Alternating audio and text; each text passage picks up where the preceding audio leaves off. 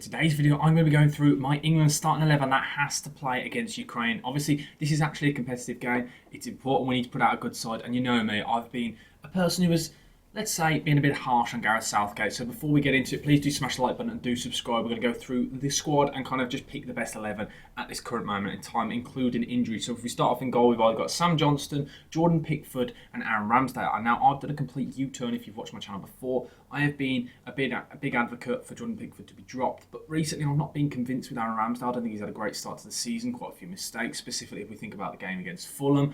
I think Sam Johnston hasn't been great either, to be honest. I think he's only in the squad because because Nick Pope doesn't fit the system with passing out from the back. We've seen Nick Pope really struggle with his feet on the ball.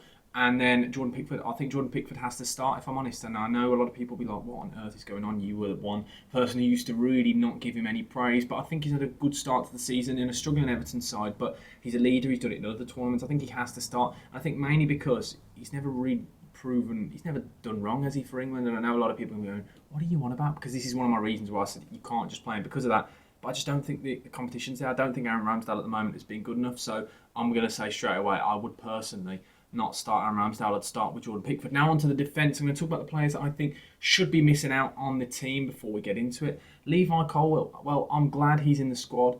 I don't think he's had a great start to the season in this Chelsea side, but it's good that he's getting minutes. It's good to be around the squad because I think in the future he will be one of those England players that definitely has to start. So I like the fact that he's in the squad, but I think it's maybe a bit early to get him in the competitive game. Maybe get him in the game against Scotland. And then another defender, Mark Gahey. Now, I think he's been playing very well this season. I think potentially he is unlucky to miss out in this game, in my opinion.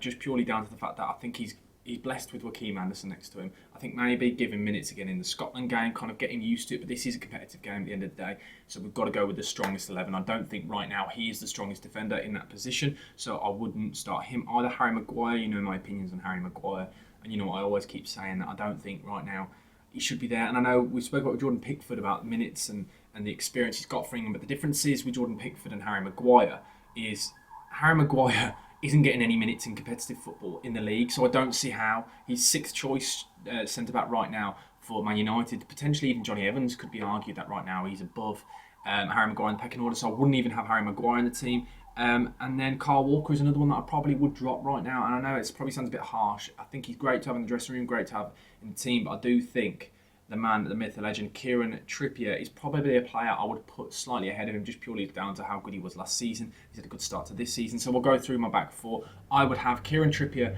at right back. I think he's had a really good start to this season. Then the two centre-backs I'd play would be Lewis Dunk and it would be Tamori would be my two centre-backs, but I do think right now they are kind of blessed because of the fact that they're only in the starting 11 purely down to the fact that John Stones is currently unfit, so that's a massive part to play. I'd probably, if I had to pick, I'd have Lewis Dunk and John Stones, probably the two best ball-playing central defenders in the squad. But obviously John Stones is injured right now, so we're going to play Tamori in there. And then Ben Chilwell at left back. I know he's been playing more of a winger position recently for Chelsea, but I'd like him at left back. You know what you're going to get with him. He's consistent. He's had a good start to the season, so I'd have Ben Chilwell. So that's my goalie, as I said, Jordan Pickford. Right back, Kieran Trippier. Two centre-backs, Lewis Dunk and Tamori, and left back, Ben Chilwell. Now on to the midfield. Now, we've picked a lot of midfielders, and I'm going to fly through them really quick. Calvin Phillips doesn't get anywhere near the starting 11 for me.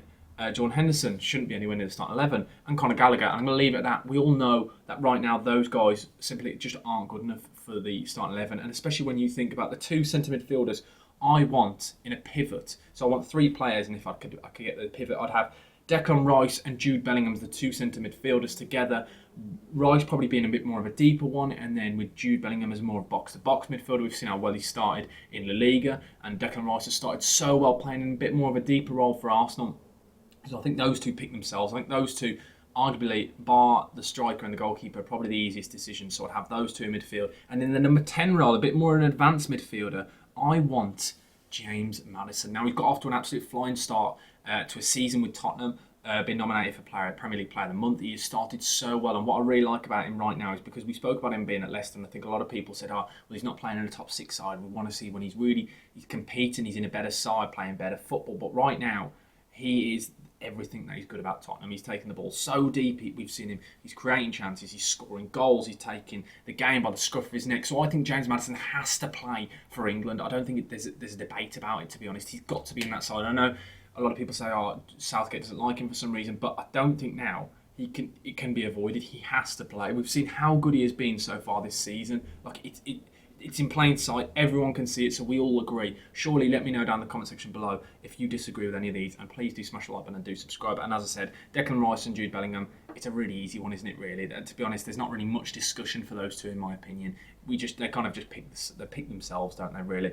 Eberici Eze, I would like to be getting into the team, but I don't think fits that starting 11 yet. But I want him in and around the squad, and I want him to get some minutes, especially in that friendly. Phil Foden is unlucky to miss out on the number 10 position, because I do think he's really stepped into that role at Manchester City. I think he looks really, really good. And he's been really improved. But I just think, as I said, Maddison's had a better start to the season. No one expected Foden to fill De Bruyne's boots, by the way, as well as he did. And now on to the front three. Now, I think this is an interesting one. I think it's one of my decisions has been changed, obviously, because Jack Grealish dropping out of the squad due to injury, same with Trent. But I would have started Jack Grealish, but he's not in the squad, as I've said. So on the left-hand side, I would like Marcus Rashford, a player that has had a good start to the season, always scores in big games. He started off well. Yes, Man United haven't started off well, but he's done very well. He did very well in the recent World Cup as well. So yeah, I'm going to be playing Marcus Rashford on the left. I want Bukayo Saka after his recent Ballon d'Or nomination, and England Player of the Year. I want him on the right-hand side, the star boy. He is so good, and I'm so glad now he's getting his chance, because there was a time when he just couldn't get into that side, could he, right at the start with Southgate, but I'm so glad he's playing there, because I remember when he was playing, he had games at left-back, didn't he, for Southgate right at the start, left wing-back, but I'm glad he's now playing, and we know what he can do. The guy is an absolute joke at such a young age. He is such a good footballer, and he's kind of the future of this England team, along with some of the other young boys. But yeah, I want Rashford on the left, Bukayo Saka on the right, and then Harry Kane up top. I think Harry Kane, let's be honest, picks himself.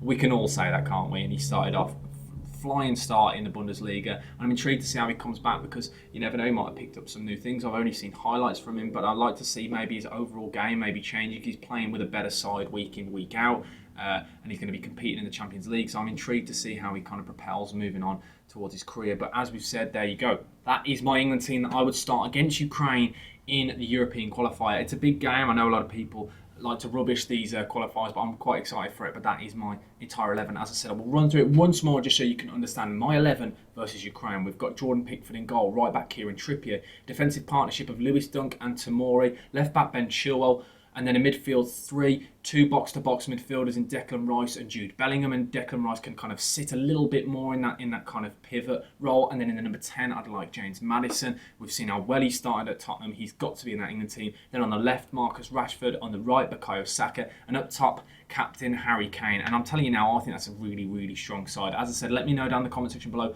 your thoughts. Let me know your comments, and I'm buzzing to hear from you lot. Thank you for watching. Please, as I said, smash the like button and do subscribe. I'll speak to you soon. Peace.